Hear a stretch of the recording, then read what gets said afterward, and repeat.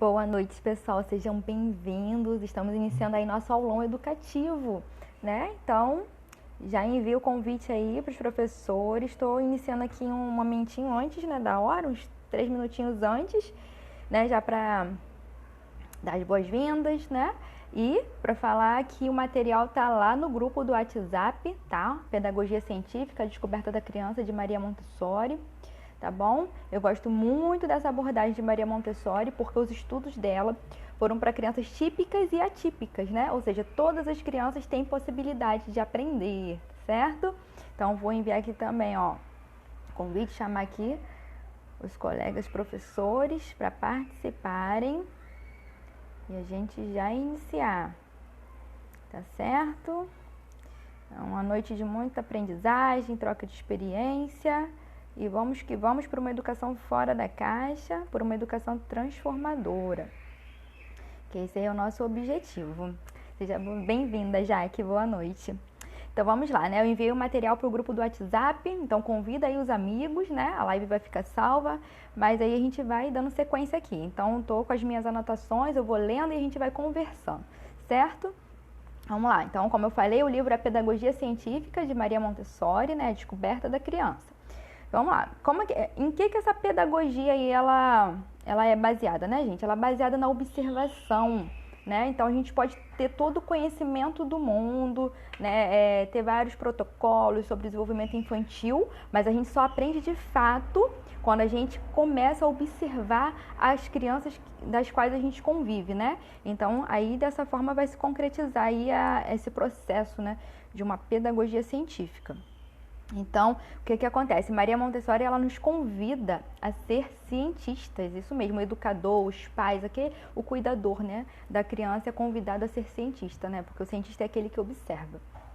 Então, ela diz, não é possível educar alguém sem o conhecer diretamente, isso é impossível, né? Então, a gente só consegue educar alguém a partir do momento que o conhece, né, as necessidades da criança, o que a criança precisa de fato aprender, avançar, né? Então assim vai. Então eu preciso conhecer a criança que convive comigo, né? Eu que sou professor, eu que sou professor, eu que sou pai e mãe, né? Por isso as escolas denominadas com base na pedagogia científica ensinavam os educadores a realizar mensuração antropométricas, né? O que é isso? Essa mensuração? Aí a gente vê muito isso aí na enfermagem, na medicina.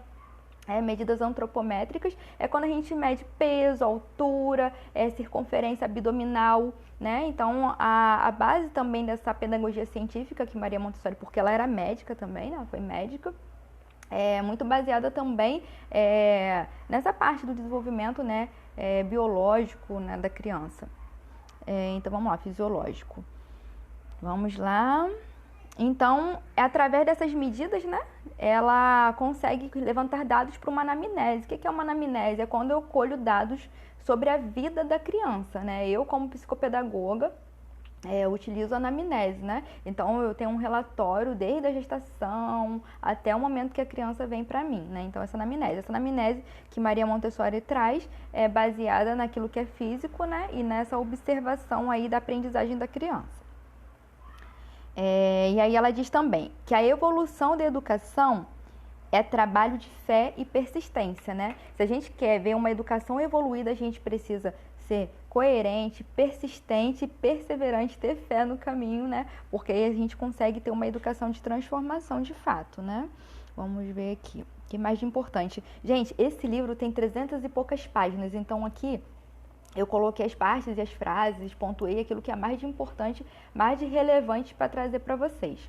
Bom? Então vamos lá. Ela fala também sobre o ler mecanicamente, né? Entrar em uma biblioteca e entender o sentido do que está nos livros. Esse ler mecanicamente, infelizmente, a gente vê muito aí nas escolas, né? A criança ela só lê ali, tá ali lendo, mas não está absorvendo esse conteúdo, esse entendimento. É tão bom, seria maravilhoso se todos os alunos pudessem entrar numa biblioteca e viajar pelo mundo maravilhoso dos livros, né? Compreender o que de fato está acontecendo, viajar nas histórias, né? E ter essa leitura reflexiva. Seria maravilhoso, mas aí só vê aquela leitura mecânica que não tem um retorno, que não tem uma reflexão, né? A criança não consegue dizer de fato o que leu, né? Entender o sentido ali íntimo da leitura, né? E Maria Montessori diz também: o professor aprenderá com a criança a aperfeiçoar-se como educador.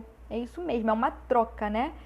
O professor não só tem para ensinar, ele também tem muito a aprender, né? Como a Maria Montessori traz essa pedagogia científica, né? O professor ali se coloca como guia, né? Como educador guia, mas ele também se coloca como cientista, que é aquele que observa. Então, eu só consigo me aperfeiçoar enquanto educador quando eu me coloco como esse cientista, como esse professor cientista, que eu observo a minha criança, colho dados e sei o que eu vou retornar para ela, e assim vai. E a aprendizagem vai caminhando da forma adequada, somente dessa forma. Então, ela diz, né? Montessori diz: é necessário preparar o educador, preparar também a escola, né? O educador se prepara, mas e a escola, a equipe pedagógica, como é que tá? Então precisa esse conjunto, essa mobilização, todo mundo juntos, unidos, né? E eu acrescento, os pais também, né? Porque quando anda junto, equipe multidisciplinar, família e escola, a educação evolui a beça. Nossa, é uma maravilha, né? É o sonho de consumo, o meu sonho de consumo, e acredito que de todos os professores também. Então, ela diz, né? É necessário que a escola permita o livre desenvolvimento da atividade da criança, para que a pedagogia científica nela possa surgir, né? Esse livre desenvolvimento aí nas atividades. A criança, ela precisa ser livre, a gente está falando aí de primeira infância principalmente, né? Então, a criança, ela precisa ter prazer, ela precisa se conectar com a aprendizagem, para se desenvolver livremente na aprendizagem, tá bom? Vamos lá. Então, a gente vê aí eu vou ler outra frase aqui, ó. Maria Montessori diz: liberdade no aprender, né?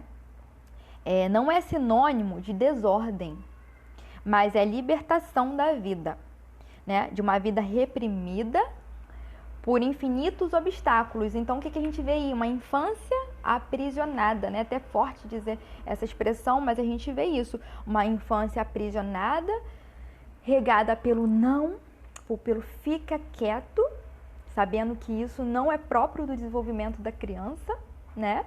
Mas aí a gente vê esse aprisionamento. Sejam bem-vindas, meninas, tá? E aí a gente vê uma sociedade que não está preparada para receber a criança. Uma sociedade que foi criança, né? Mas que não está preparada para compreender o desenvolvimento infantil. Olha só como é que é isso. E o porquê tem esse despreparo, né? Vamos dizer assim, essa forma que por alguns é uma certa ignorância, por outros é impaciência e por outros é falta de conhecimento. Por que tem essa resistência da sociedade para receber e acolher a infância, né? O desenvolvimento infantil? Porque eles não aprenderam, eles não receberam isso. Então eles acreditam que deve perpetuar, que esse ciclo vicioso deve continuar, e não. Então a gente precisa de pais transformadores, de professores transformadores, de profissionais transformadores, para a gente poder entender que tudo evolui. A Jaque falou assim, ó: senta para fazer atividade. É verdade, senta.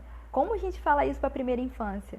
Não é birra, não é desobediência quando a criança não senta. É próprio, é um impulso natural do seu desenvolvimento infantil. Tá? A gente vai falar mais e mais sobre isso. Quanto mais eu puder falar e para os quatro ventos sobre a importância desse desenvolvimento infantil, principalmente tendo base aí na primeira infância, eu vou falar aí para vocês, né? Então, o adulto que tem dificuldade de compreender essa forma livre que a criança precisa, né, ter esse impulso natural, né, é porque viveu essa infância aprisionada também. Quantos de nós não fomos educados dessa forma? Não mexe, não pode, fica sentado aí, né? Como se a criança tivesse que ficar ali parada como um boneco, né? Isso não é legal, isso não é bom. E depois a gente vê umas dificuldades lá na vida adulta, né? A gente às vezes forja como timidez e não é. É uma dificuldade que teve aí bloqueada lá na infância. Então, gente, Maria Montessori até diz: não há necessidade de discutir sobre o método, basta prová-lo. Basta você conhecer o método Montessori um pouco e se aprofundar, que você vai se deliciar cada vez mais. Ele fala por si só. Basta vir aqui no meu Instagram, vai lá no feed, olha as atividades. Eu sempre compartilho com vocês o que eu faço aqui com meu filho, a educação dele aqui em casa, né? Montessori. porque tem vários benefícios. A educação que quando eu recebo crianças na primeira infância para atendimento, eu falo, gente, vamos lá, basear nesse método Montessori, porque é o que há de melhor nesse momento, né? Se a pessoa quiser trocar depois, beleza, a gente vai conversando, mas na primeira infância precisa, e vocês vão entendendo por quê, né? Então, a gente vê lá como que as crianças aprendem, né? Como que tá ali essa salinha organizada, até na educação infantil, né? Não em todas, graças a Deus, mas na maioria, né? Fileirinhas, carteiras, uma atrás da outra. Então a gente fala até assim, né? Que é a educação da nuca, né? Uma pedagogia da nuca. Por quê? O que a criança está aprendendo ali? Está vendo a nuca do coleguinha, né? Do amiguinho ali da frente. É uma pedagogia da imobilização, né? Eu senta para me ouvir. E a gente pode fazer como que a gente mexeria nessa sala de aula para ficar de forma adequada para o desenvolvimento infantil, em semicírculo, um do lado do outro, o professor está sendo visto por todos e ninguém está na pedagogia da nuca, vendo a nuca do coleguinha. Eu estou conseguindo compartilhar um ambiente aberto, expressivo, né? Então, gente, mudanças, né, que devem ser feitas aí. Eu vou continuar falando sempre sobre isso pelas escolas que eu passar, né? Então vamos lá para mais uma frase. O adulto é convidado a guiar carinhosamente a criança, orientando a alma infantil pela senda reta e segura que leva ao reino dos céus. Isso aqui é uma frase de Maria Montessori, né? O que ela diz isso? É o convite, né, do guiar a criança de forma gentil, de forma empática, de forma carinhosa, né? De me colocar, o adulto se colocar no lugar da criança também para entender aquele processo do desenvolvimento. Eu falei já muitas vezes e vou repetir aqui. A birra, ela não existe, tá? Principalmente na área neurológica, a gente falando sobre isso, falando sobre cérebro, o que existe é imaturidade neurológica, tá bom? Então a gente precisa ajudar a criança a se autorregular para aí sim ela compreender o que está acontecendo e assim a gente conversando e melhorando o comportamento, tá? E aí o que acontece na realidade, né? Maria Montessori fala sobre essa parte aí da empatia, do acolhimento, mas o que a gente vê na realidade é punição, né? Muitos pais nem querem punir os seus filhos, mas acaba por impulso, porque aprendeu isso reproduzindo. Então por isso que eu falo, vamos quebrar esse círculo vicioso. A gente não precisa viver desse jeito, né? Seja bem-vinda, Rosângela. Então, a gente precisa acabar com essa parte do educar pela punição, né? A criança, ela não precisa se habituar a essa punição. Por que utiliza a punição? Para a criança ser submetida a algo rapidamente. Então, ameaças, punição de castigo, do colocar no cantinho, do pensamento, enfim, né? Então, a gente quebra esse ciclo vicioso e abre a mente para uma educação empática. Aí, outra frase de Maria Montessori lá. Toda vitória e todo progresso humano repousam na força interior, né? Se eu quero um progresso, eu preciso buscar uma força interior, um desejo, né? Primeiro eu preciso ter o desejo de transformação. Depois eu preciso buscar conhecimento. E aí a observação, e aí a aplicação, e aí eu vou ver o resultado. Boa noite, sejam bem-vindos aí, o pessoal que está chegando agora. E aí Montessori ainda fala: o verdadeiro mestre é o que seguiu seu estudo por vocação, né? Porque não basta só estudar, né? Saber sobre o método. Eu preciso me conectar com o método Montessori para poder conseguir aplicá-lo. Então, eu preciso ter um impulso interior de dedicação, né? Para mim poder viver esse método num todo, certo, gente? Então, vamos lá seguindo. Vocês estão com material, né? Eu espero que vocês estejam com material aí para poder fazer as anotações, tá bom? Então, vamos lá. Vocês sabem aí, para quem lê o livro, né? Eu não sei pronunciar, gente, italiano, mas Casa da Criança, né? É a tradução que Maria Montessori fundou, né? Ela trabalhou num instituto de psiquiatria com esse nome e depois ela fundou um espaço com esse nome, tá? Casa de Bambini, né? Que é a Casa da Criança. Quem souber a pronúncia aí pode colocar. Tá? E o bacana, como eu falei lá no início da live, né? Todos os ensinamentos dela foram aplicados, né, para crianças típicas e atípicas. Porque Maria Montessori traz uma aprendizagem para todos. Por isso que eu disse que esse aulão educacional para pais, professores e psicopedagogos, né? Porque eu utilizo isso na minha aplicação aqui clínica, né? Nos meus atendimentos. Então, vamos seguindo aqui.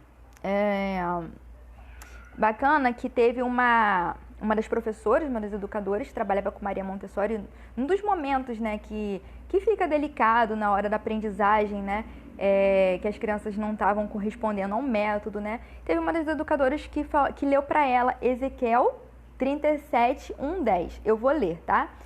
Mesmo que você talvez você que esteja me ouvindo não tenha religião, a gente vai fazer uma reflexão sobre o que vai ser lido, tá bom? Aqui fala sobre ossos secos, então vamos lá, porque depois eu vou trazer a reflexão que Maria Montessori teve após a educadora ler esse trecho da Bíblia para ela, tá bom? Ezequiel 37, de 1 a 10. A mão do Senhor desceu sobre mim. Ele me arrebatou em espírito e me colocou no meio de uma planície, que estava coberta de ossos.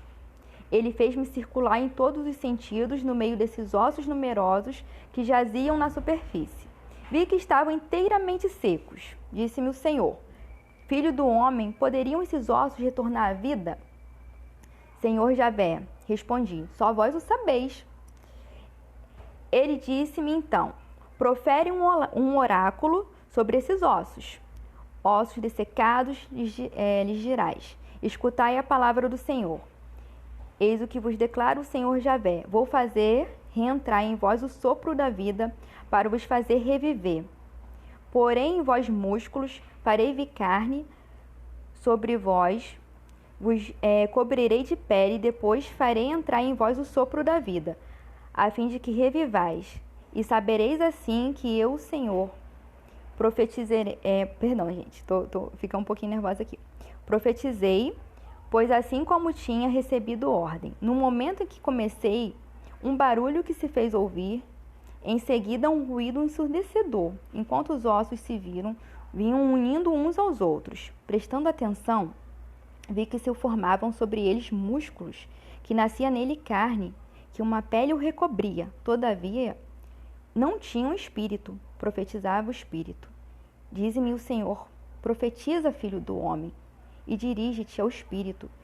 Eis o que diz o Senhor Javé: Vem espírito dos quatro cantos dos céus, sopra sobre esses mortos para que reviva. Proferi o oráculo que ele me havia ditado, e daí a pouco o espírito penetrou nele, retomando a vida. Eles se levantaram sobre os seus pés, um grande e um imenso exército. Vou parar por aqui, que fala que na verdade até o 11. Tá bom? Gente, desculpa, eu falei que eu fiquei nervosa, sabe por quê? Eu relembrei o tempo de pregação e aí eu fiquei arrepiada, né? O tempo que eu era da renovação carismática. Mas voltando aqui ao assunto, né? Ossos secos. Quando tá tudo morto ali, ninguém diz que pode haver vida, certo? Então, quando a gente recebe alunos com dificuldade de aprendizagem, clientes com dificuldade de aprendizagem, né, pacientes com dificuldade de aprendizagem, quando nós temos filhos com dificuldade de aprendizagem, transtornos, né, enfim, em muitos momentos, alguns profissionais acabam embarreirando, falando: nossa, é impossível uma evolução para tal ponto, é impossível que se torne um profissional X. E aqui, pela parábola que a educadora leu para Maria Montessori, ela diz que nada é impossível quando a gente acredita, né? Então, a gente acredita numa pedagogia científica, a gente acredita numa pedagogia de transformação. Esses ossos secos voltaram à vida, né? Teve músculo, teve carne e o sopro do espírito. E a mesma coisa quando a gente se depara com a inclusão, com a dificuldade de aprendizagem. O laudo, ele não determina nada na vida de alguém. Não pode ser um bloqueio, não pode ser uma parede, não pode ser um muro. Mas eu preciso utilizar aquilo ali como um trampolim para a minha transformação, né? Como mãe, como profissional, como educador, né? Então, a criança, ela pode evoluir, todos têm a capacidade de aprender. É claro que de formas diferentes, em níveis diferentes, mas todos aprendem, todos evoluem. Então, essa parábola traz a gente a refletir sobre isso, tá? Uma educação transformadora, tá certo? Então, vamos lá. Aí, já tô lá na página 42 agora, já fiz o resumo até a página 42 das partes mais importantes. Agora, a partir da 42, Maria Montessori traz a parte do mobiliário, né? O ambiente. Então, o que ela diz que a criança precisa ter nesse ambiente, né? A criança, ela precisa conseguir agir de forma inteligente. Então, ela precisa de um ambiente preparado para que possa possibilitar essa agilidade de forma inteligente, né? Então, o que Maria Montessori ela utiliza? Mobílias em miniatura, né? Tudo que permita, né, que tenha essa possibilidade para a criança manusear pias pequenas, mesas pequenas, armários pequenos, tá? E assim vai, de forma que a criança ela consiga, né, utilizar de forma adequada, tudo na forma dela. Então, aqui, ó. Então, ela diz que a criança ela aprende um controle, né, para conseguir as habilidades necessárias para os seus movimentos. Movimentos esses que serão úteis, olha que palavra que importante, úteis para a vida dela, né? Então, uma sala montessoriana prepara a criança não só para um ambiente de sala, mas um ambiente de vida, de casa, tá? Porque mesmo quando fora da escola, seus movimentos vão estar ordenados livremente, adequados para ela poder se desenvolver, né? Ter autonomia. Então, Maria Montessori fala da disciplina ativa, né? Tem muita dessa criança, que a criança ela só precisa obedecer, mas ela precisa também agir, né? Então, o ponto de partida é a noção do bem e do mal. Isso Maria Montessori diz, né? Atividades úteis, inteligentes e conscientes, tá certo? Então, essa disciplina ativa, ela vai ter como base atividades úteis, inteligentes e conscientes, que a criança ela vai ter consciência do que ela vai estar fazendo. E quando a gente fala sobre atividades conscientes, a gente está trabalhando função executiva, o desenvolvimento cognitivo, né? A criança observa, ela pensa, ela planeja e ela executa, certo?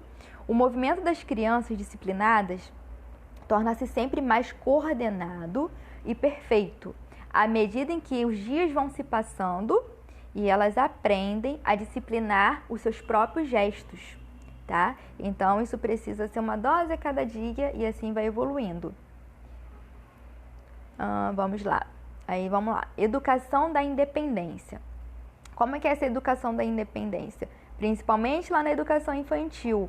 É quando a criança ela corre livremente, ela sobe, ela desce, ela passa por baixo, ela passa por cima de algo, ela consegue pegar objetos do chão, né? Ela vê que caiu alguma coisa, ela já é proativa para pegar aquele objeto e colocar no lugar, tá?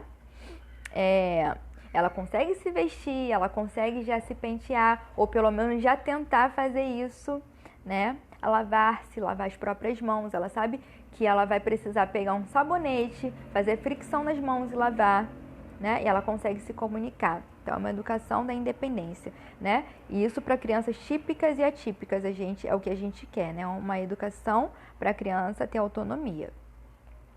E aí tem uma outra parte aqui que Montessori diz: crianças não são fantoches, são criaturas humanas. Precisamos ensinar as crianças, e isso requer muita paciência, é a palavra-chave de tudo, né? É o que eu mais escuto quando atendo os pais, né? Como ter paciência. Lembrando que os pais precisam estar bem, né? Os professores também precisam estar bem. E a gente precisa conhecer, né, as nossas válvulas de escape, né? O que não está bem em nós, o que nos deixa desestabilizado, o que tira a nossa paciência, o que nos torna impaciente. Conhecendo esses gatilhos, eu vou conseguir, sim, ser um gerador, né? Alguém que ensina ao outro ter paciência, tá? Lembrando que paciência é um exercício, tá? Eu não vou conseguir ter o desejo de ser paciente e já ser paciente hoje. É um exercício de construção. Primeiro eu preciso me decidir a ser paciente e aí um dia de cada vez. E dessa forma a criança vai aprendendo, vendo as nossas tentativas, a nossa evolução. E assim a gente consegue. Bom? Então, aí também tem uma outra frase aqui que Maria Montessori diz, né? Que a gente precisa priorizar a atividade natural da criança, que é o quê? O mexer-se. Mexer-se naturalmente, livremente, né? Criança é corpo em movimento, né? Então, a gente precisa possibilitar isso a elas. Vamos lá. Ela também diz aqui, ó, Montessori: se algum dia, num momento de lucidez, da própria consciência, o homem que foi sempre servido, quisesse conquistar a própria independência, logo veria não ter mais forças para fazê-lo. Então vamos falar sobre isso aqui. Vocês conhecem alguém, principalmente algum homem, né, mais velho aí, bem mais velho, que a esposa só o serve, né? Recebe comida, roupa lavada. Esse homem, né, e hoje em dia também acontece isso, tá, gente? Meninos sendo criados dessa forma, tá? Tem todo esse cuidado da mãe, a mãe faz tudo pela criança, a mãe dá tudo pela criança, a criança já tem uma idade para se alimentar sozinho, mas a mãe dá na boca, então, por consequência, né, vai se escolher uma esposa que faça a mesma coisa. Essas funções que a mãe sempre fez, manteve essa educação aí. Se um dia esse homem quiser se libertar dessa forma aprisionada de ser servido, vai ser difícil, tá? Mas é possível. É possível, a gente vê muito isso, porque Montessori nos traz o quê? Homens e mulheres, meninos e meninas. Todos lavam roupa, todos lavam a louça, todos passam roupa, porque isso fazem comida, porque isso não é uma atividade de menino e de menina, isso é uma atividade de ser humano. Eu preciso me alimentar, eu preciso me vestir, eu preciso me cuidar. Então eu preciso fazer também essas coisas, né? Em Minas Gerais, gente,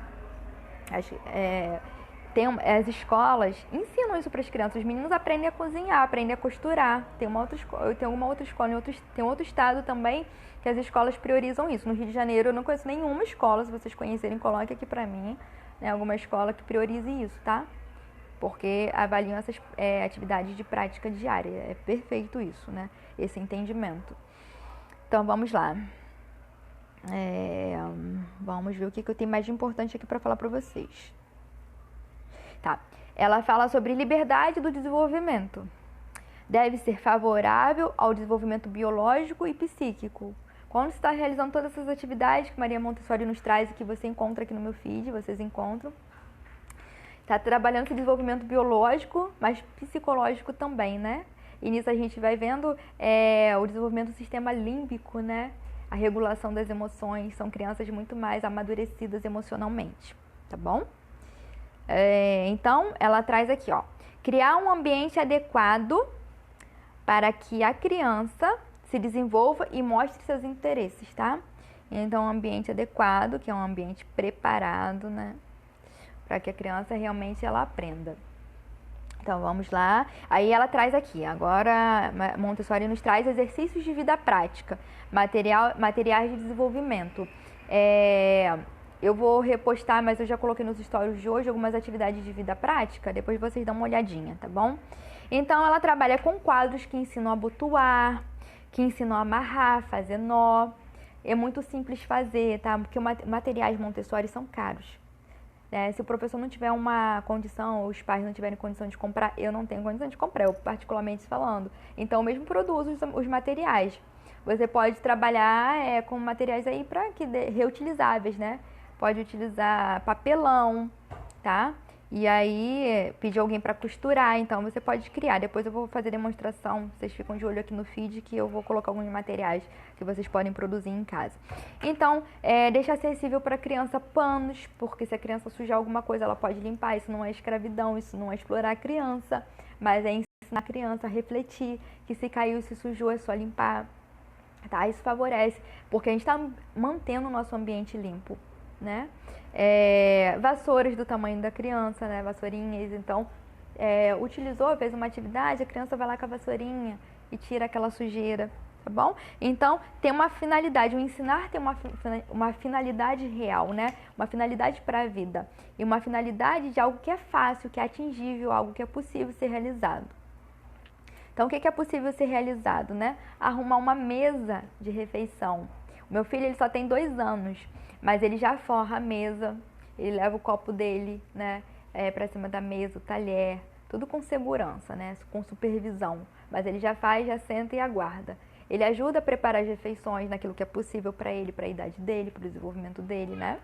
Então, o que é possível para a criança? Retirar utensílios após refeição, após o lanche, né, guardar na sua lancheira, mesmo a criança pequena ali no maternal, né?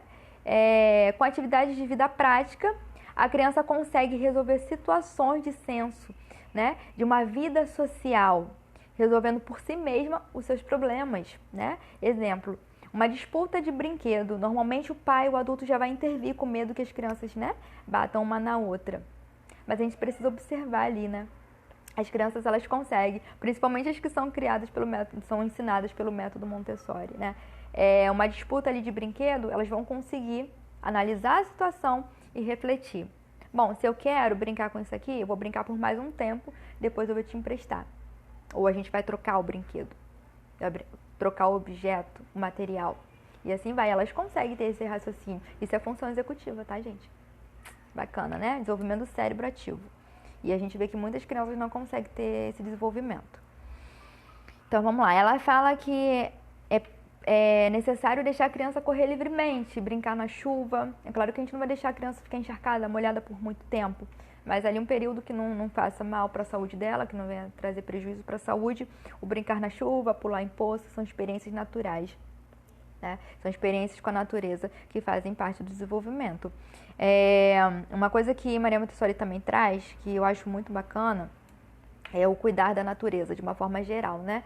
Normalmente a gente vê muita criança, eu vou matar o bichinho, pisa no bichinho, mata o bichinho. E às vezes a gente ouve muitos adultos falando sobre isso como se fosse uma coisa normal, natural. Você está ali mexendo, né, algo da natureza, pode matar. Mas o bichinho está ali, ele é da natureza, assim como a gente, sabe? Faz parte ali dos seres vivos, né? A gente aprende isso em biologia. Por que matar? Né? Só deixar aquele bichinho, retirar aquele bichinho e colocá-lo na natureza. Né? Então, é algo para se refletir, né? Das coisas que a gente fala aí de forma involuntária. Outra coisa que ela fala aqui em relação aos pais. Ao invés de carregar no colo a criança que já sabe andar, ande mais devagar.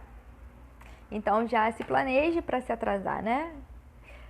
Acorde um pouco mais cedo para se atrasar com calma. E permitir que a criança ande. Então, a gente vai ao lado dela. E aí, dessa forma, e a criança pequena, principalmente, né? Ela tem uma grande habilidade de conseguir absorver tudo que está à sua volta. Ela vai andando devagar e ela vai observando a árvore, a borboleta, o pássaro que canta. Ela vai observando a beleza à sua volta, a beleza natural à sua volta, que nós, nessa correria do dia a dia, não somos, às vezes, capazes, né, de observar. Aí vai uma pergunta que está lá no livro de Montessori. Com exceção de São Francisco de Assis e das crianças, quem mais consegue vibrar com os encantos dos insetos ou o perfume de uma flor? Vibrar, gente, ficar super feliz de ver um inseto, né? De ver uma borboleta, ficar maravilhado contemplando ali, né? Francisco de Assis, um grande defensor dos animais, a gente sabe que ele parava para contemplar a beleza da natureza, né, dos animais, e as crianças também ficam assim. E nós passamos despercebidos às vezes. Semana passada eu dei aula de biologia para o Luiz Miguel, meu filho, e a gente parou para ver as formigas, né? A gente foi ali analisar, ver o formigueiro, a formiga carregando a folha, olhar as borboletas, ver as cores das folhas, os formatos e assim vai, né? Então, gente, quanto tempo a gente não para observar, né? O que é da natureza, que é próprio para o desenvolvimento das crianças, né? Então, a gente precisa ter esse tempo para entender a criança também que é cientista e que observa a natureza. A Montessori diz, a criança é o maior observador espontâneo da natureza. E é aquele que mais nos ensina, porque ele vai observar detalhes que passam despercebido para nós, né? Então, vamos lá.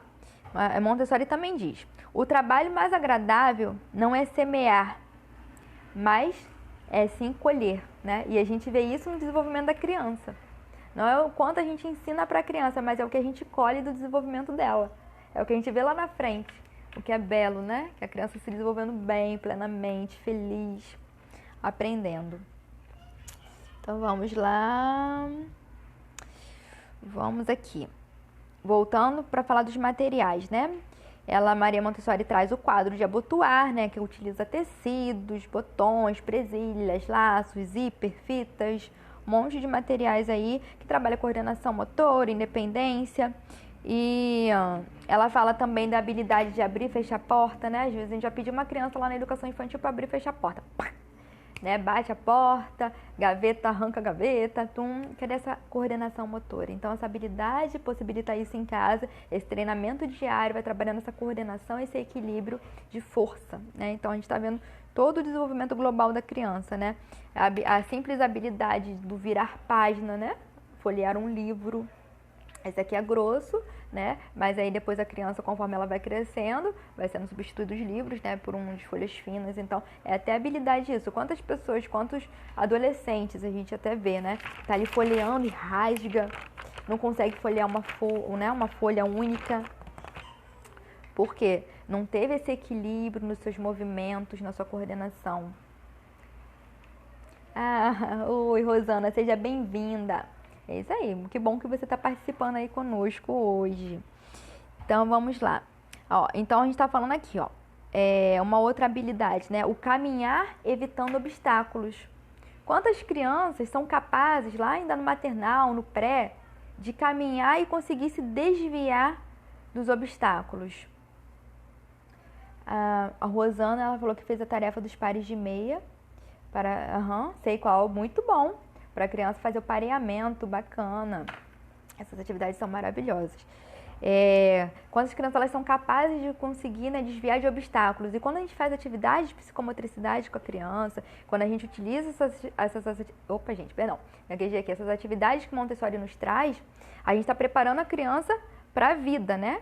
Então, como a gente fala, essa atividade de vida diária. Aí a criança tá ali caminhando com a mãe, tem um buraco, tem um bueiro que a gente não sabe se a tampa tá ali boa, né? A criança normalmente, às vezes até o adulto, tá? Passa por cima da tampa do bueiro. Eu sempre ensino pro meu filho, bueiro a gente não passa por cima, a gente desvia, porque a gente não sabe se essa tampa tá segura. Então a importância desse equilíbrio, dessas atividades, da gente ensinar para a criança, mostrar, né?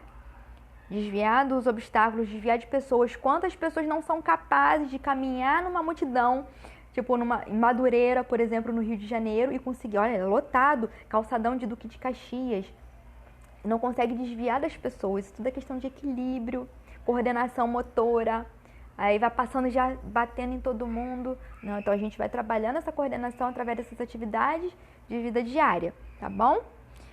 O carregar um copo com água sem deixar a água entornar, né? Conforme a criança ficando maiorzinha, a gente já pode permitir que a criança carregue um copo de água e faça essa atividade em sala de aula, os pais em casa, tá? Com toda a segurança, supervisão, tá bom? Conseguir andar em linha reta, uma atividade muito bacana. Dá um sino na mão da criança, tá? E aí fala para ela andar em uma linha reta, sem deixar o sino tocar. Isso é equilíbrio, é coordenação motora, bom? É atenção que a criança aí está trabalhando, certo? Esses desafios aí precisam ser realizados por um tempo longo, tá? E precisam ser repetidos para a criança conseguir desenvolver essa habilidade de atenção, coordenação, bom? Então, a criança, Montessori diz, a criança precisa exercitar-se no ambiente em que vive, né? Então, ela precisa ter o domínio, o manuseio dos objetos à sua volta. Vamos lá. Toda a educação da primeira infância deve estar penetrada desde o princípio em auxiliar o desenvolvimento natural da criança. Professores, isso aí é muito importante, né? Então, vamos lá. Mais alguma coisa aqui, ó. A Montessori fala aqui sobre o desenvolvimento sensorial. Eu trabalho falando muito sobre desenvolvimento sensorial. A criança, principalmente nessa primeira infância, ela é totalmente sensorial, né? Não adianta a gente dar comandos, né, falando para a criança ela precisa ver, ela precisa ouvir, ela precisa tocar, né, para poder essa aprendizagem se concretizar. Então, vamos lá. De 3 a 6 anos é um período de rápido crescimento físico e de formação das atividades psíquicas e sensoriais.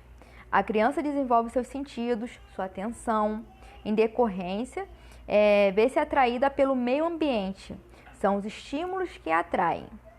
Então, o que faz a diferença, né? Essa Capacidade discriminatória através das atividades sensoriais. Como as atividades sensoriais são muito importantes. Como ela vai fazer a diferença lá na vida do adulto. Um médico, um enfermeiro, por exemplo. Vocês já ouviram, eu não peguei o estetoscópio, eu também sou da área de saúde, mas no momento eu só cuido dos da minha casa. Não estou fazendo serviço mais fora porque não dava para conciliar as duas profissões.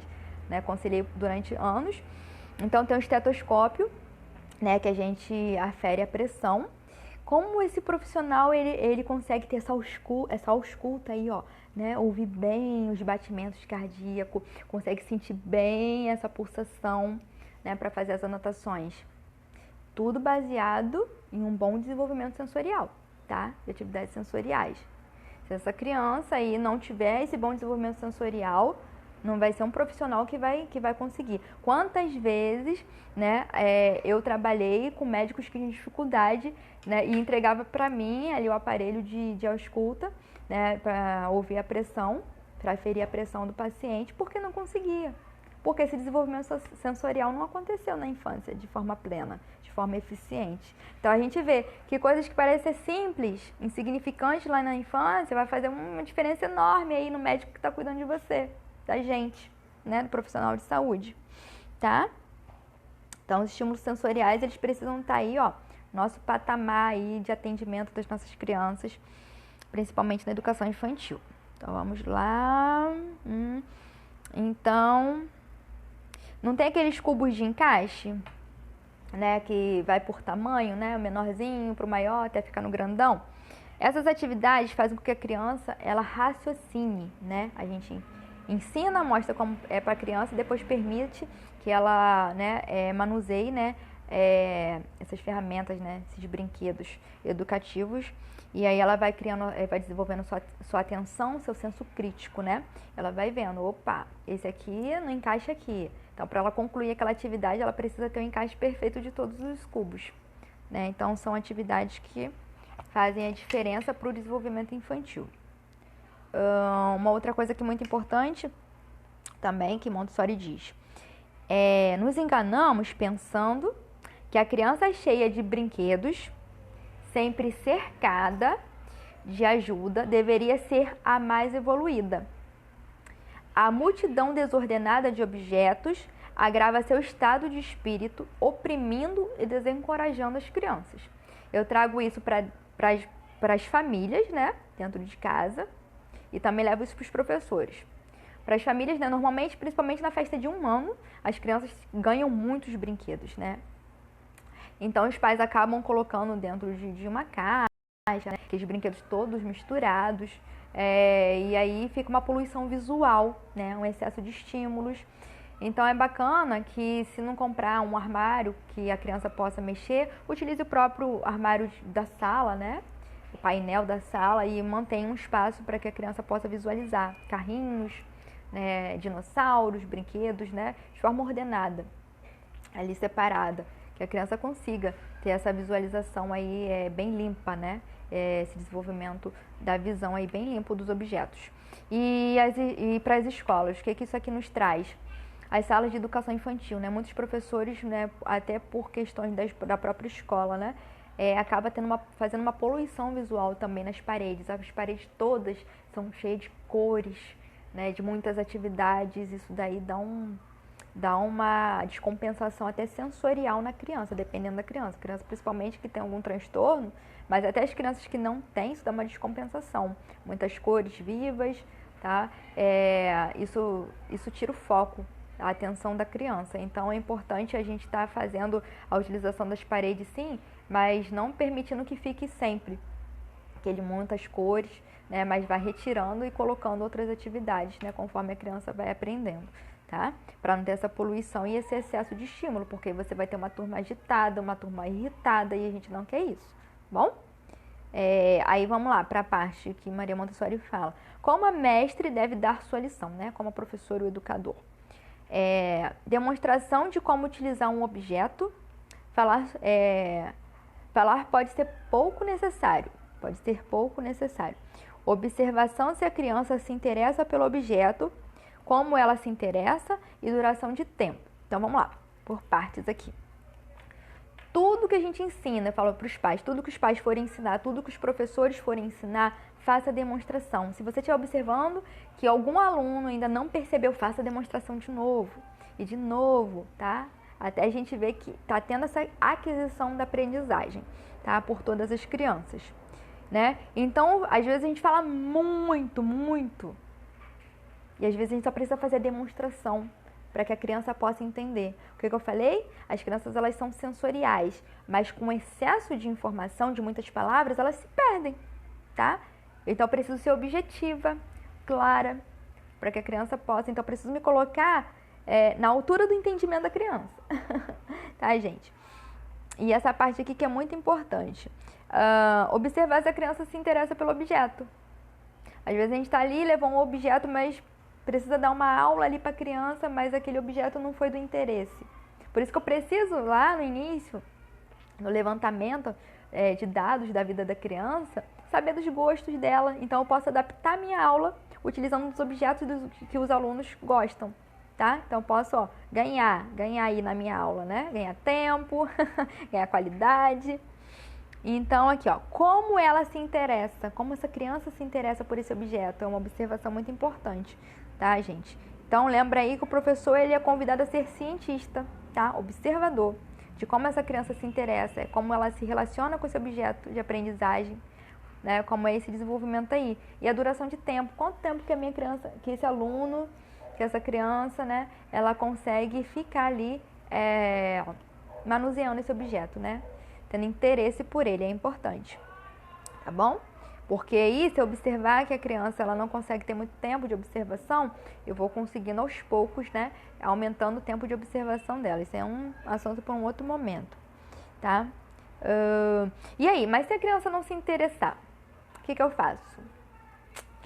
Eu não vou insistir, tá? Não vou insistir. Eu sei que é difícil, tá, gente? Voltar no mesmo assunto em outras aulas, eu sei que o tempo do professor é corrido, mas se a gente não levar em consideração o desenvolvimento da criança, o que não evolui é o nosso trabalho, tá bom? E a gente não quer isso. Então, eu preciso repetir em alguns momentos a lição. Vou estar ali com a minha aula nova, do outro tema, sim, mas eu vou deixar uns 10 minutinhos para me repetir a aula anterior, que eu percebi que alguns alunos não conseguiram interagir, não se interessaram, mas aquela a aula é importante, o desenvolvimento, utilizar aquele objeto é importante, aquele material, então, vou repetir, né? Então, é isso daí, porque somente dessa forma vai acontecer a síntese de informação, vai acontecer o processo de aprendizagem, tá bom? Então, já falei para ter cuidado com salas coloridas demais, né? Porque assim, dessa forma, a gente evita que as informações para a criança, para o cérebro da criança se perca, tá? Vamos ver aqui. Deixa eu ver o que é mais importante aqui. Aqui Maria Montessori, ela fala também sobre técnicas da iniciação de exercícios táteis, né? Desenvolvimento tátil, que é uma preparação indireta, né, para a escrita lá na frente. Então, a gente tem o que? A lavagem correta das mãos, a gente tem tocar o objeto com olhos fechados. Eu não sei se você já teve essa experiência com seus alunos, se você, pai e mãe, já teve essa experiência, né, de dar um material aí para os seus alunos, então, assim, para os seus filhos, para as suas crianças, né? Você entrega aí um material e aí, vendo, né, os olhos da criança, a criança vai manusear e ela vai dizer o que é, né? É um copo, é um prato, é um livro, né? É uma bola, e assim vai. É interessante porque a gente está trabalhando a percepção, a atenção plena da criança, que isso aí vai facilitar muito as nossas aulas mais para frente, tá? Vamos ver aqui. Porque a criança, ela passa a observar detalhes através dos sentidos, tá? Sempre de olhos vendados, né? Uns minutinhos aí de olhos vendados. Vocês vão ver como que essa atenção plena, esse desenvolvimento de atenção plena vai evoluir muito de percepção das crianças. Vamos ver. Também trabalhar com temperaturas, né? Gelo, água morna. Pode ser de olhos fechados também, olhos vendados, né? Vamos ver. Mais o que eu tenho aqui pra vocês. De importante. Ela fala também a educação do ouvido, que é o ensinar silêncio. Eu vou postar isso aqui amanhã. Vocês passem aqui no feed, pelos stories que vocês vão ver, tá? Que eu trabalhei isso com meu filho. É muito difícil para uma criança de 2 anos silenciar, né? Mas quando a gente ensina como silenciar, a criança se interessa, tá bom? Deixa eu ver aqui. A Rosana escreveu os pés na areia, objetos para descobrir, isso, trabalho, coordenação fina, isso aí, objetos finos, grosso, áspero, desenvolvimento sensorial, muito bacana. É maravilhoso mesmo. Muito bom, Rosana, parabéns aí por trabalhar com seus alunos. Então, aqui, ó, o desenvolvimento auditivo, quando a gente trabalha esse ensinamento do silêncio, educação do ouvido, né, que Maria Montessori nos traz. E ela traz 4 classes de sensações aí auditivas. A primeira é o silêncio, a segunda a palavra, terceiro o ruído e o quarto a música. Então, vamos lá. Silêncio, palavra, ruído, música. A gente está trabalhando o desenvolvimento auditivo, tá bom? Educação para o silêncio, educação do ouvido, tá? Que a gente está falando aqui. Então, ela recebe os estímulos, né? Então, é chamar a criança, chamar a atenção dessa criança pedindo silêncio. Então, vem aqui comigo silenciar. Agora, a gente vai aprender. O que você faz? Você vai pegar um objeto, qualquer objeto que você tenha de interesse aí da criança, que é um bonequinho, né? Então, você pode pegar algo diferente, levar algo da sua casa, né? O pai e a mãe aí pode utilizar um outro objeto que a criança não tenha livre acesso. Vamos sentar aqui. Aí você faz a demonstração. Eu vou observar esse objeto aqui em silêncio para eu poder conseguir perceber os detalhes. Aí você vai olhar, você não vai falar mais nada. Você só vai gesticular, só vai fazer os movimentos faciais. E depois vai entregar na mão da criança. A criança vai reproduzir o que você está fazendo, tá? Então, essa aí é uma atividade que dá certo, tá, gente? É muito bacana. Então, vamos lá. Então, a gente está trabalhando, gente, o treinamento da atenção plena através dessa educação do silêncio. Por quê?